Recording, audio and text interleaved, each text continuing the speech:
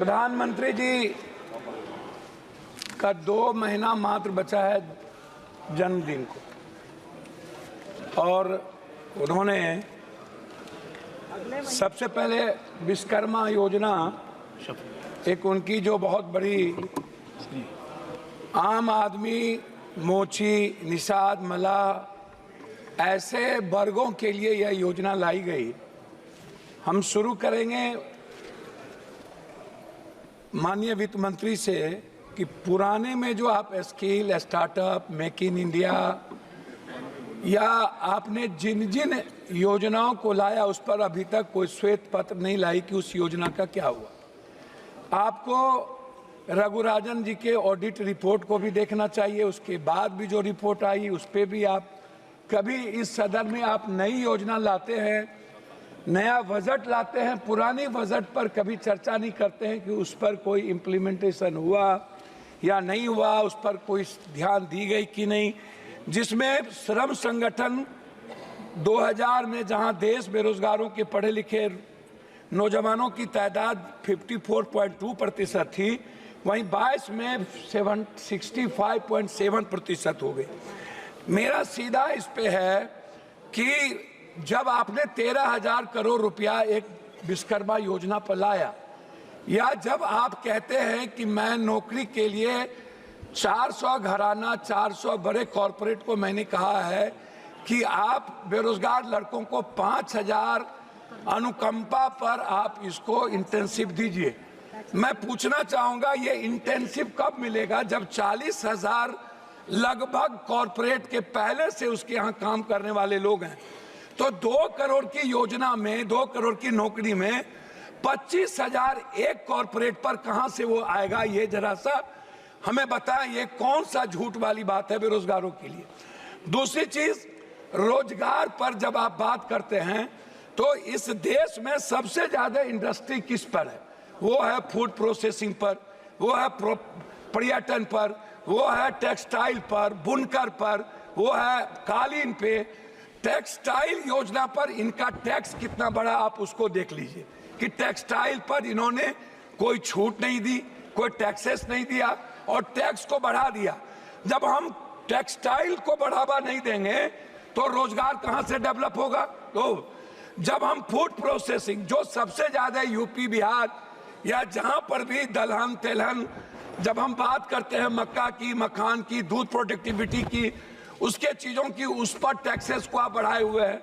आप जो सबसे ज्यादा काम करने वाली 70-80% महिलाएं हैं, हमारी बेटियां हैं, उस पर आपके लिए कोई नई योजना नहीं है। आपने क्या किया? आपने जितनी बजट लाई है, आप सीधा का सीधा कॉर्पोरेट। लेकिन जब हम बात करते हैं जो आम आदमी से जुड़ा हुआ है, जिसको सब लोग कह रहे हैं, इवन मंत्री जी हमारे गडकरी साहब ने भी जो हेल्थ से जुड़े 18% जीएसटी की बात की। हम अस्पताल को फ्रीडम दे रहे हैं, लेकिन जो आम आदमी की दवाई है, उसका जो इक्विपमेंट है, अल्ट्रासाउंड है, सीटी स्कैन है, एमआरआई है या जांच का विषय है, उस पर हम बोझ डाल रहे हैं। तो आम आदमी को कहां से बेनिफिट मिलेगा? अभी सबसे बड़ी बात क्या है, बैंक की जब बात आती है सभापति महोदया, तो बैंक क्या करती है? हमारे यहाँ बिहार में 100-200 रुपया वाला गरीब लोग बाहर में काम करते हैं, वो बैंक को 100-200 रुपया, 1000 रुपया भेजता है। बैंक मिनिमम बैलेंस के लिए 1000, 5000, 7000 रुपया काट लेता है। अब आप बताइए, क्या आपने इसको रोकने का कोई प्रयास किया कि बैंक उस पैसे के, जो मिडिल क्लास और गरीब का पैसा है, जो बाहर से अपने माँ बाप को भेजता है, वो पैसा ना काटे? ये इस पर आपने कभी चर्चा की कि बैंक जिस तरीके से आज बैंक आपका बैंक आपको कितना पर लोन देता है? आपने बैंक को क्या बेनिफिट दी? या बैंक को आपने क्या कहा? जो बांग्लादेश में आज जो मोहम्मद यूनुस को वहां बनाने की मांग उठी, क्यों उठा? उसका कारण क्या था? उसके सबसे बड़े कारण थे कि उन्होंने बैंकिंग सेक्टर को आम लोगों के लिए उसके लिवलाइज, उसको लोन का, उसके ब्याज और उसकी सूद को कम किया। लेकिन क्या मिडिल क्लास कोई गरीब आदमी कर सकता है? हम आते हैं किसान पर, आपने किसान पर टैक्स नहीं बढ़ाया, लेकिन आपने क्या किया? 50 किलो खाद को आपने 45 किलो कर दिया, आपने 40 किलो कर दिया। मैं जानना चाहता हूं कि 45 किलो को 50 किलो को क्यों कम कर दिया? दूसरी चीज जो सबसे बड़ी बात है उसको मैं आपसे कहना चाहूंगा कि मैडम बार बार रोजगार की बात होती है, बार बार यूथ की बात होती है, एजुकेशन की बात होती है। हमें आप मैडम बताइए, दलितों को स्कॉलरशिप मिलता था, स्कॉलरशिप में अब क्या किया गया, उस दलित के स्कॉलरशिप को रोक दिया गया। कहा गया पहले तुम एडमिशन लो, 60% जब तुम्हारा, मैडम मैं आ रहा हूं, 60% जब तुम्हारा होगा अटेंडेंस तब हम तुमको स्कॉलर देंगे। इस तरह मिनिमम मदरसे की आप चीजों को 2 करोड़ कर दिए। आप अल्पसंख्यक जैसे मौलाना आजाद जो फेलोशिप था उसको आपने बंद कर दिया। आपने बजट को आपने सीधा 117 करोड़ पर ले आए अल्पसंख्यक के लिए। तो जो आप सबका विकास सबकी बात करते हैं नरेंद्र मोदी जी की सरकार। मेरा मैडम लास्ट है बिहार से। बिहार सरकार ने लगातार बिजली को लेकर के वन नेशन, जैसे वन नेशन वन एजुकेशन की बात उठती रही, वन नेशन वन हेल्थ जो हमारे राजस्थान की सरकार ने किया, बिहार सरकार ने 4 चीज आपको भेजा है। एक भेजा है वन नेशन वन टेरिटरी बिजली पर जो सबसे ज्यादा मांगा 4000 करोड़ रुपया बिहार सरकार पर अब ज्यादा बोझ पड़ता है। धन्यवाद। मैं कम कर रहा हूं, 70 पैसा मैडम, 70 पैसा एक आदमी पर पड़ता है। दूसरा, लगातार बिहार सरकार की ये योजना है हाई डैम से 40,000 करोड़ विद्युत परियोजना को बढ़ावा देना, हाई डैम, जिससे पूरा का पूरा कोसी सीमांचल मिथिलांचल को बढ़ावा मिलेगी।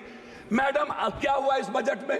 क्या आपने नेपाल सरकार से बात करके आपने हाई डैम बनाने की परियोजना की? एक तीसरा चीज बिहार सरकार ने कहा है कि हमको 15 लाख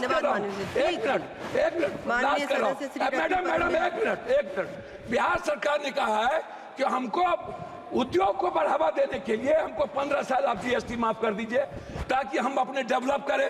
आपका हमको नहीं चाहिए। चाहे डालमिया नगर, हमको आईएम की बात हमने किया पूर्णिया में, हमने आईटी की बात किया पूर्णिया में, हमने बात की मक्का और मखान पर फैक्ट्री की, आपने वो नहीं किया। तो आप उल्टे ही सारे के सारे मिडिल क्लास के पर जीएसटी का बोझ डाल दिया। आपने युवाओं पर, गरीबों पर बोझ डाल दी, आपने किसानों पर बोझ डाल दिया, लेकिन आप कॉर्पोरेट को सपोर्ट करते रहे।